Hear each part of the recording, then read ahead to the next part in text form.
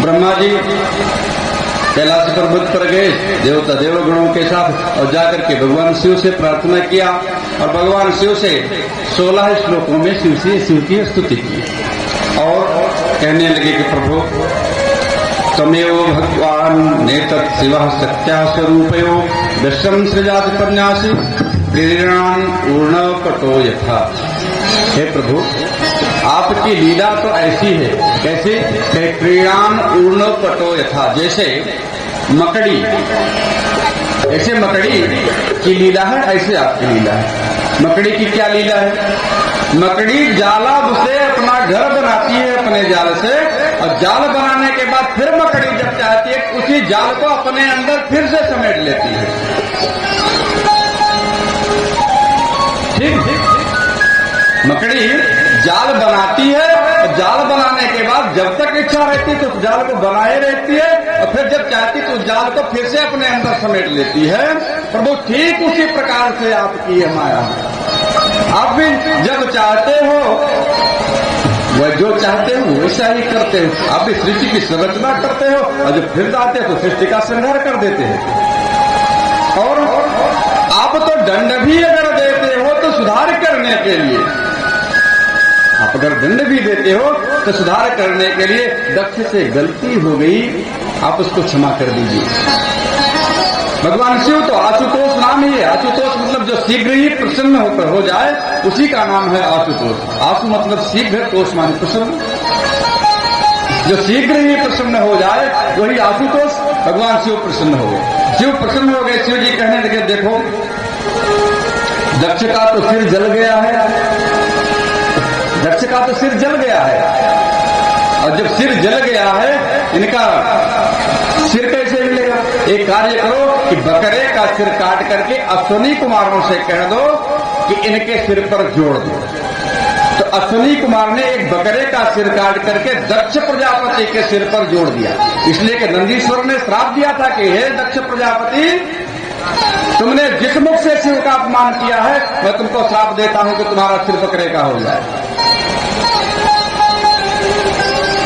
इसीलिए जब लोग शिव की आराधना करते हैं, शिव की आराधना के बाद बकरे जैसी आवाज निकालते हैं, वही याद दिलाते हैं भगवान शिव को, प्रभु आपने तो दक्ष प्रजापति को भी सब क्षमा कर दिया था, हमारी जो भी गलती हो वो क्षमा कर दीजिएगा।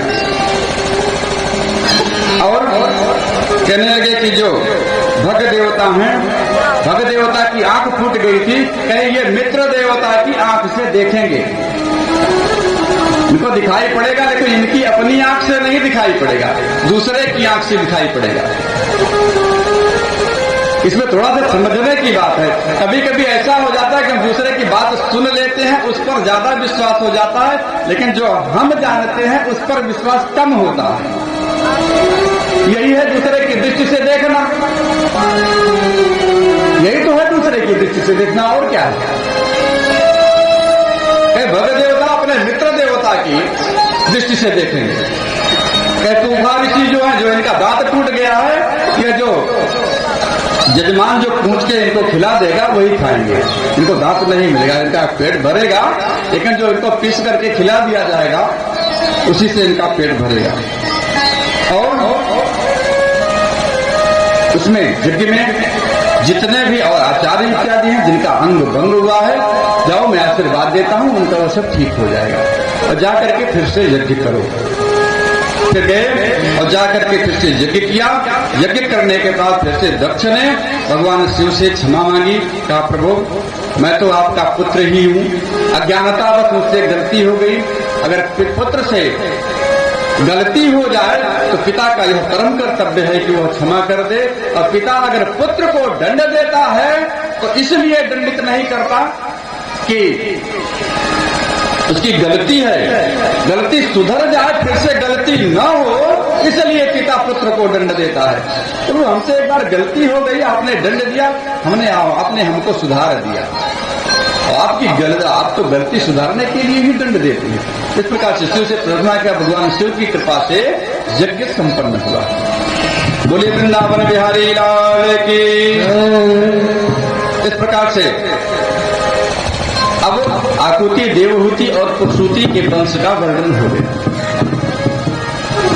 भागवत की सारी कथाएं शुरू से लेकर के ऐसे जुड़ती चली जाती हैं। हम ये कोशिश करेंगे जिससे कथा न टूटने पावे, तारतम्यता बनी रहे। फिर इनके दो पुत्र हुए, प्रियव्रत और उत्तानपाद। उत्तानपाद के दो पत्नियां हुई, सुनीति और सुरुचि। सुनीति से ध्रुव उत्पन्न हुए और सुरुचि से उत्तम उत्पन्न हुए। और एक बार की बात, सुरुचि का विवाह उत्तानपाद से इस शर्त पे के हुआ था कि हमारी ही संतान राज्य को भोगेगी। इसी शर्त पे विवाह हुआ था। एक बार ध्रुव राजा उत्तानपाद अपने सिंहासन पर बैठे हुए थे। 5 वर्ष की अवस्था थी बच्चे की। बच्चा सोचने लगा पिताजी सिंहासन पर बैठे हैं, मैं पिताजी की गोद में चला जाऊंगा। भाई तो बच्चे तो सोचते ही हैं कि माँ पिता के पास जाएंगे, और कहाँ जाएंगे, पिता बच्चे किसके पास। ध्रुव यह विचार करके राजा उत्तानपाद की गोद में बैठना चाहिए। तब तक सुरुचि आई और सुरुचि आकर के कहने लगी, अरे तुम राज सिंहासन पर बैठने के अधिकारी नहीं हो। अरे तुमको अगर राज सिंहासन पर ही बैठना है तो तुम जाकर के तपस्या करो, तपस्या करके मेरी कोख से जन्म लो, फिर उसके बाद तुम राज सिंहासन पर बैठने के अधिकारी हो। तो क्षत्रिय पुत्र था, क्षत्रिय पुत्र था तो बात लगना स्वाभाविक ही है। जो जिस वर्ण का है वह उसी वर्ण के अनुसार गुण धर्म विचार करके ही वर्ण का निर्धारण किया गया है। गुण धर्म विचार करके ही वर्ण का निर्धारण किया गया। अब ये क्षत्रिय पुत्र का क्षत्रिय तेज सुरुचि का गुरुत्व नहीं सह सका कि भगवान से भी बड़ा इनकी बेटी की कोख है। और माँ कह रही कि जाओ तपस्या करो, और तपस्या करके हमारे पुत्र के रूप में जन्म लो, फिर उसके बाद सिंहासन पर बैठना। ये बात लग गई ध्रुव को। अपनी माँ सुनीति के पास आए। माँ सुनीति से कहने लगे, माँ माता जी ने ऐसा कहा। सुनीति का अर्थ ही होता है जिसकी नीति अच्छी हो। कहने लगी, अगर माँ ने ऐसा कहा तो कौन सा गलत कहा। माँ ने अगर ऐसा कहा तपस्या करने के लिए तो कौन सा गलत कहा। हमारा तो परम धर्म है कि तपस्या करना। जाओ चले जाओ तपस्या करो। अब ध्रुव इस बात को लेकर के बड़े दुखी और निकल पड़े। 5 वर्ष की उससे तपस्या करने के लिए। अब जब तपस्या करने के लिए जाने लगे, नारद जी देख रहे हैं कि यह क्षत्रिय कुमार जिसकी 5 वर्ष की अवस्था है और यह अभी तक कुछ भी नहीं जानता, अभी तक कुछ जानता नहीं है कि जप करना कैसे है, तप करना क्या है, उसका नियम क्या है। 5 वर्ष की अवस्था में तो कुछ होता नहीं है। ब्राह्मण बालकों की तो 8 वर्ष में यज्ञोपवीत संस्कार होता, क्षत्रियों का 12 वर्ष में। ब्राह्मण बच्चों का यज्ञोपवीत संस्कार 8 वर्ष में करवा देना चाहिए। 8 वर्ष की अवस्था में अगर यज्ञोपवीत संस्कार हो जाएगा, उसको जो नियम बता दिया जाएगा संध्या गायत्री का तो वह करेगा। अगर नहीं करेगा तो डरवश करेगा, माता पिता के डरवश करेगा, गुरु की आज्ञावश करेगा। और जब 20, 25, 35, 40 वर्ष की अवस्था में होगा तो कुछ नहीं करेगा।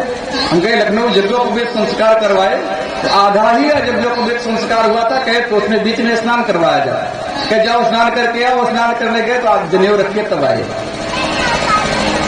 मतलब विधान भी नहीं पूरा हुआ, उतने में ही भारी है। तो जो क्रियाएं जिस समय होनी चाहिए उसको अगर व्यतिक्रम हो जाता है, जो संस्कार है, संस्कार में अगर व्यतिक्रम हो जाएगा तो संस्कार का कोई मतलब थोड़े रह जाएगा। अब जो 5 वर्ष की अवस्था देख रहे हैं कि क्षत्रिय कुमार 12 वर्ष की अवस्था में यज्ञोपवीत होना चाहिए, फिर भी यह भगवान की तपस्या करने के लिए जा रहा है। नारद जी मिले, नारद जी गए, बेटा कहाँ जा रहे हो, क्या नाम है तुम्हारा। कहा मैं उत्तानपाद का पुत्र ध्रुव हूं। कहाँ जा रहे हैं, कहे जा रहे हैं तपस्या करने के लिए। कहे वहां जंगल में तपस्या करने जा रहे हैं, किसकी तपस्या करोगे। कहे माता जी ने कहा है तपस्या करने के लिए, इसलिए मैं जा रहा हूं, तपस्या करूंगा। अरे बेटा वहां जंगल में जाओगे तपस्या करने के लिए, वहां सिंहबाज बड़े हिंसक जानवर रहते हैं, वो हिंसक जानवर तुम्हारा वध कर देंगे। अब ध्रुव जी कहने लगे कि देखिए, अगर भगवान ने हमको पैदा किया है तो मेरी मृत्यु नहीं होगी, इसी से होनी होगी निश्चित, तो इसी में मेरी मृत्यु हो जाए। लेकिन अब तो मैं घर से निकल गया हूं तो निकल गया हूं, फिर लौट के नहीं जाने वाला हूं। अब ध्रुव नारद जी की कसौटी पर खरे उतरे कि शिष्यम परीक्षा दातव्यम, शिष्य की परीक्षा लेकर के उसको देना चाहिए। जैसे गुरु जान के करना चाहिए, वैसे गुरु का भी कर्तव्य है शिष्य की परीक्षा लेकर के ही उसको कुछ दे, अन्यथा होगा क्या, अर्थ का अनर्थ हो जाएगा। अब कोई अच्छी वस्तु है उसको अनाधिकारी को दे देंगे तो उसका दुरुपयोग करेगा, और उसी वही वस्तु अगर अधिकारी को देंगे तो उसका सदुपयोग करेगा।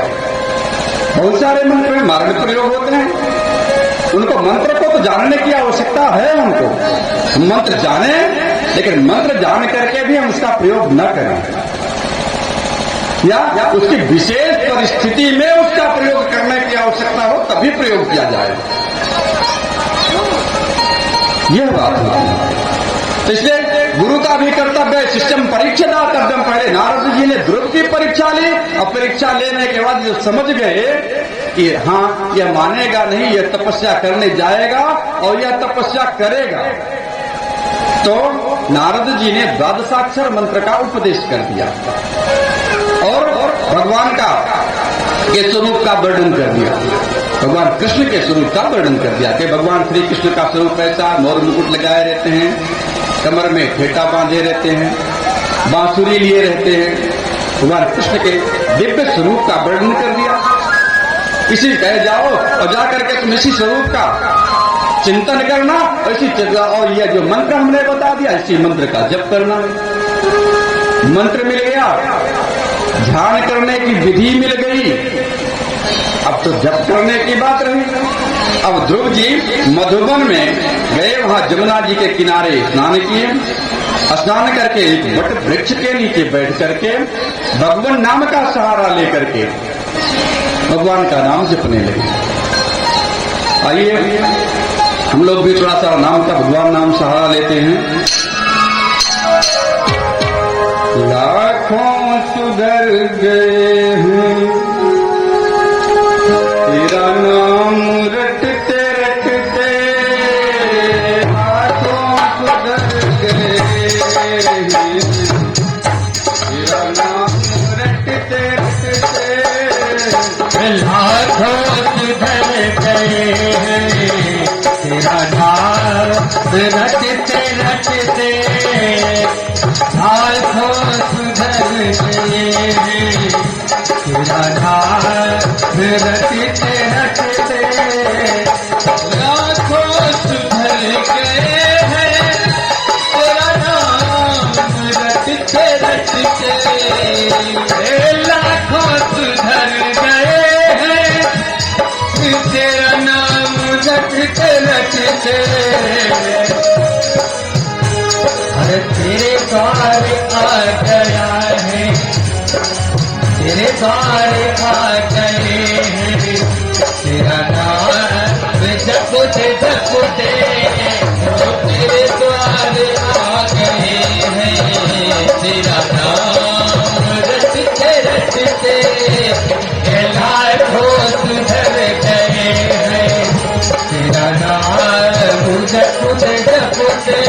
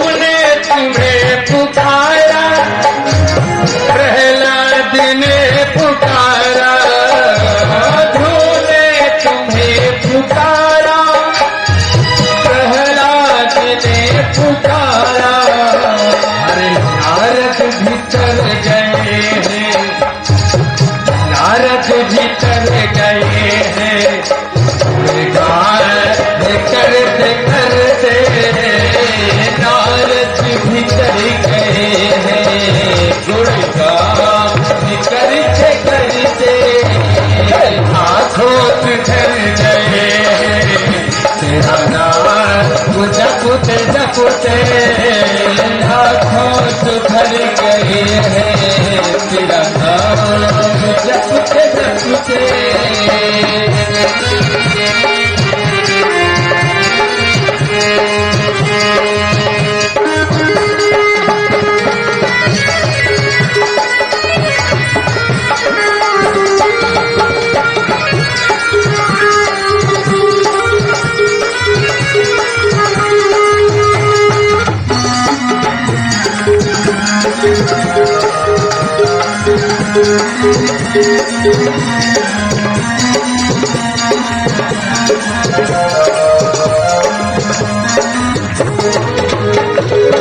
गणिका भीतर गई थी, सबरी भीतर गई थी, गणिका भीतर गई थी, सबरी भीतर गई थी, गणिका भीतर गई थी, सबरी भीतर गई थी, गणिका भीतर गई थी, सबरी भीतर गई थी, अरे जामिल भीतर गया था, जामिल भीतर गया था, तेरा नाम जपते जपते जामिल भीतर गया था, तेरा नाम जपते जपते आँखों किधर गए हैं, तेरा नाम जपते जपते आँखों किधर गए हैं, तेरा नाम जपते जपते।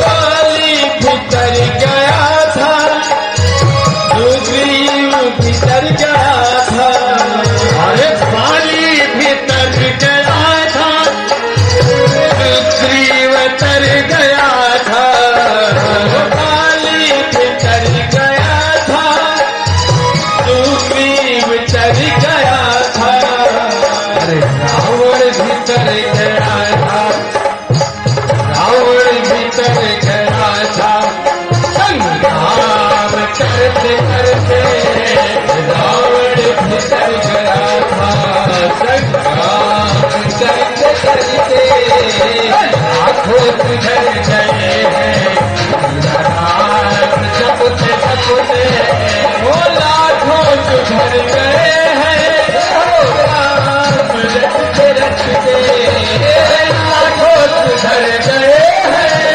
तेरा नाम जपते जपते ये द्वार आ गया है, ये द्वार आ गया है, तेरा नाम जपते जपते ये द्वार आ गया है, तेरा नाम जपते जपते।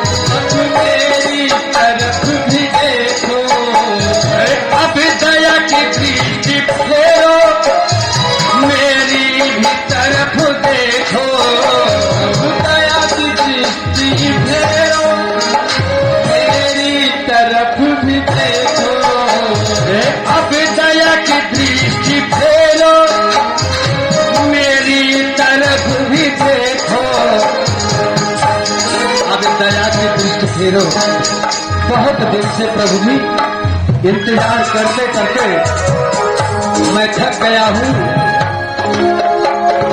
अभी दया की दृष्टि फेरो, मेरी तरफ भी देखो, अभी दया की दृष्टि फेरो, मेरी तरफ भी देखो। अरे कई बरस गुजर गए हैं, कई बरस गुजर गए हैं, मेरा नाम जपते मेरा नाम जपते लाखों सुधर गए हैं, मेरा नाम जपते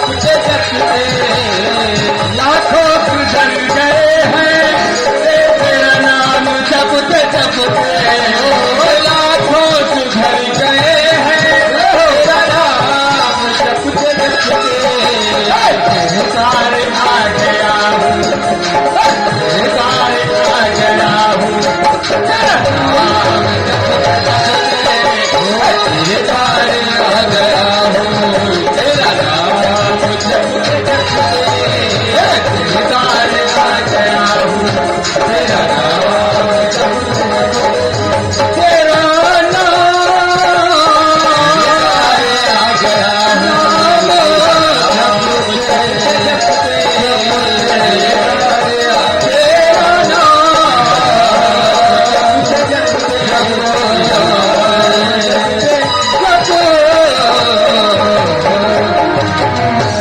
वृंदावन बिहारी लाल की। अब ध्रुव महाराज तपस्या करने के लिए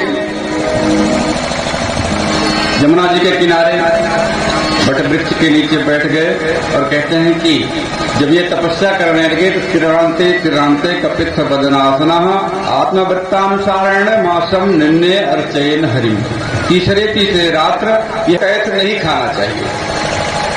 आयुर्वेद के अनुसार कैथ में एक ही बीज होता है जो फायदेमंद है कैथ का, और अगर वही बीज शरीर में जाता है तो पूरी कैथ फायदा करती है, नहीं तो वही पूरी कैथ नुकसान करने लगती है। इसलिए अगर कोई एक कैथ पूरी खा ले तो कोई दोष नहीं है उसमें किसी को ना दे, पूरा खा ले तब तो दोष नहीं है आयुर्वेद के अनुसार। हमारा जो धर्म है, धर्म वेद विहित है, ठीक है। धर्म ने हमको कहा कि ऐसा नहीं करना चाहिए, लेकिन ऐसा नहीं करना चाहिए तो क्यों नहीं करना चाहिए, तो उसके पीछे भी कुछ कारण है कि कैथ नहीं करना चाहिए। लेकिन आज ध्रुव जी लेकिन कैथ ही खा रहे हैं, कैथ खा करके ही प्रारंभ किए हैं अपना जप अनुष्ठान। इधर शरीर शुद्ध हो जाता है खाने से। कहने का मतलब यह है कि कैथ में जो एक ही बीज उसका फायदेमंद है, अगर खाना है तो पूरी कैथ वो खाए तो वह पूरी कैथ लाभ करेगी, नहीं तो नुकसान करेगी। बांट के न खाए, एक कैथ में कई लोग खाए।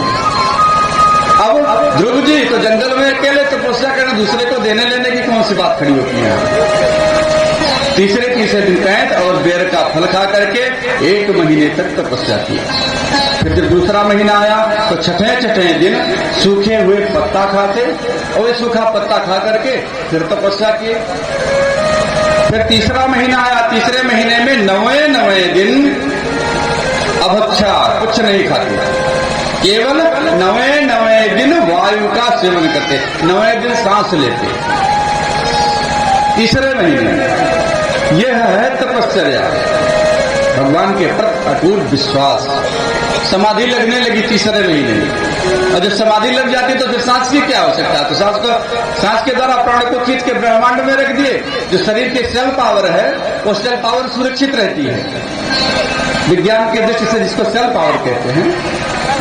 वही सेल पावर जो है जब प्राणायाम के द्वारा प्राण को खींच करके ब्रह्मांड में स्थापित कर दिया जाता है तो शरीर की जो ऊर्जा है वो जैसी की तैसी बनी रहती है, वो समाप्त नहीं होती।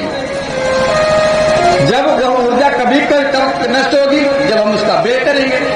टॉर्च में अगर बैटरी लगा दी गई है, टॉर्च को जला के रख दिया जाएगा तब उसकी बैटरी नष्ट होगी ना। अगर टॉर्च में केवल बैटरी लगाई गई है, जल नहीं रही है, तो उसकी ऊर्जा नष्ट कैसे होगी। अगर नष्ट भी होगी तो नष्ट होने में तो काफी समय लगेगा। वही उसी प्रकार से जब प्राण को खींच करके ब्रह्मांड में स्थापित किया, स्थापित करने के बाद कौन सी आवश्यकता है खाने पीने की? शरीर को तो कुछ आवश्यकता, शरीर का कोई काम नहीं है। प्राण ब्रह्मांड में और जब चल रहा है ध्यान मुद्रा में। इस प्रकार से जब चौथा माह महीना आया, चौथे महीने में श्वास पर भी नियंत्रण प्राप्त कर लिए और श्वास पर नियंत्रण प्राप्त करके 5वें महीने तक 6 महीने तक तपस्या के 6 महीने में ही भगवान ने इनको दर्शन दे दिया। 6वें महीने में भगवान ने दर्शन दे दिया। और ध्रुव ने इस प्रकार से तपस्या की कि जब ध्रुव की सारी सांस रुक गई तो जितने जीव जंतु थे सबकी सांस रुकी। सब लोग व्याकुल हो गए, अरे सबकी सांस क्यों रुक रही है? इसलिए कि जो तो वातावरण का भी तो प्रभाव पड़ेगा। इसे जप अनुष्ठान इत्यादि किया जाता है तो जप का प्रभाव तो ऐसे थोड़े होता। जब प्रभाव करने से उसका जो वाइब्रेशन होता है धीरे धीरे वातावरण में फैलता है। वातावरण में फैलने के कारण जप के प्रभाव, उस मंत्र के प्रभाव के कारण उस व्यक्ति को प्रभाव पड़ता है, वाइब्रेट शक्ति के कारण ठीक होता है। अब ध्रुव जी की सांस रुकी, सारे ब्रह्मांड में सबकी सांस रुक गई तो ब्रह्मा इत्यादि देवता भगवान के पास गए, प्रभु सबकी श्वास रुक रही है, क्या करें? ये क्यों हो रहा है? भगवान कहने लगे या चिंता करने की बात नहीं, राजा उत्तानपाद के पुत्र ध्रुव हैं, ध्रुव की तपस्या पूर्ण होने वाली है, मैं उनको दर्शन देने वाला हूँ, आप लोग चिंता मत करें, शीघ्र ही निराकरण हो जाएगा। भगवान विष्णु आए, भगवान विष्णु आकर के सामने खड़े हुए ध्रुव के सामने जब खड़े हुए तो खड़े होकर के ध्रुव से कहने लगे कि बेटा अपनी आंख खोलो और जो ध्यान में जिस स्वरूप का ध्यान कर रहे थे वही स्वरूप अंतस्थ में उनके स्थिर था। उसी स्वरूप में भगवान आए और जब उसी स्वरूप में भगवान आए अंदर का जो स्वरूप था उसको भगवान ने समेट करके बाहर रख दिया। और जब बाहर कर दिया जो अंदर दिख रहा था वो बाहर चला गया। अब उसकी खोज में ध्रुव की आंख खुली, देख रहे हैं जो स्वरूप अंदर था वही बाहर खड़ा है। अवस्था तो 5 वर्ष की, 5.5 वर्ष हो गई, 6 महीने और जुड़ गया। अब ध्रुव जी तो चाह रहे हैं कि मैं प्रार्थना करूं, मैं भगवान की प्रार्थना करूं, लेकिन प्रार्थना करूं तो कैसे करूं? अरे विद्यालय भी नहीं जाता 5 वर्ष का बच्चा। अभी तो सरकार ने नियम बना दिया कि 2.5 साल में एडमिशन होने लगा, नहीं तो पहले 5 साल के पहले बच्चे का एडमिशन नहीं होता था विद्यालय में।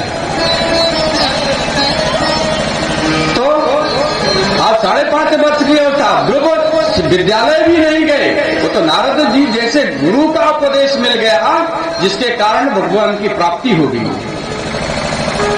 अब ये सोच रहे हैं कि मैं भगवान की स्तुति करूं, अब स्तुति करने के लिए इनके पास कोई शब्द नहीं है। अरे भाई किसी की स्तुति करना है तो हमको शब्द होने चाहिए, शब्द का चयन अच्छे से होना चाहिए। किसी को प्रणाम करना, किसी को संबोधन करना तो संबोधन के लिए अच्छे अच्छे शब्द होने चाहिए। अब भगवान समझ गए कि ध्रुव हमारी प्रार्थना करना चाह रहे हैं, तो भगवान ने क्या किया कि अपने शंख को लेकर के ध्रुव के गाल से स्पर्श करवा दिए और जैसे स्पर्श करवाए ध्रुव की वाणी खुल गई। ध्रुव तुरंत 12 श्लोकों में भगवान की स्तुति करने लगे। योऽन्तः प्रविश्य मम वाचमिमां प्रसुप्तं संजीवयत्यखिल शक्तिधरः स्वधाम्ना अन्यस्त हस्त चरण श्रवणस्त्वगादीन् प्राणान् नमो भगवते पुरुषाय तुभ्यम्। हे प्रभु, आपने हमारे अंदर प्रवेश करके हमारी सोई हुई वाणी को जगा दिया। जिस वाणी से मैं आपकी स्तुति करना चाह रहा था उस वाणी को आपने जगा दिया। और जो मेरे हाथ पैर इस काम नहीं कर रहे थे, अरे प्रभु ने आपकी कृपा से तो सारे सब ठीक हो गए हैं। और प्रभु मैं आपको प्रणाम करता हूँ, आपने बहुत बड़ी हम पर कृपा की, आपने दर्शन दिए। इस प्रकार से 12 श्लोकों में स्तुति किए और स्तुति करने के बाद भगवान कहने लगे कि हे ध्रुव मांगो क्या चाहते हो। ध्रुव कहने लगे प्रभु आपका हमको दर्शन प्राप्त हो गया, अब इससे ज्यादा हमको क्या चाहिए, हमको अब कुछ नहीं चाहिए, आप मिल गए तो क्या हुआ। भगवान कहने लगे नहीं, अब मैं तो आया हूँ और तुमने संकल्प ही इसीलिए किया था, तपस्या का संकल्प इसीलिए किया था कि मैं राजा बनूं, जाओ मैं तुमको आशीर्वाद देता हूं कि तुम 36,000 वर्ष तक पृथ्वी पर राज करोगे और उसके बाद तुम अटल ध्रुव लोक को प्राप्त करोगे। भगवान ने एक लोक का ही निर्माण कर दिया। आज भी ध्रुव उत्तर दिशा में दिखाई देते हैं। जिनकी मृत्यु 6 महीने शेष रह जाती है उसको ध्रुव नहीं दिखाई देती, लेकिन जिसकी अकाल मृत्यु हो रही है उसको दिखाई देती है। ये भी बात है। आज भी ध्रुव को अटल ध्रुव पद तपस्या के बल से प्राप्त करके 36,000 वर्ष तक पृथ्वी को भोग किया।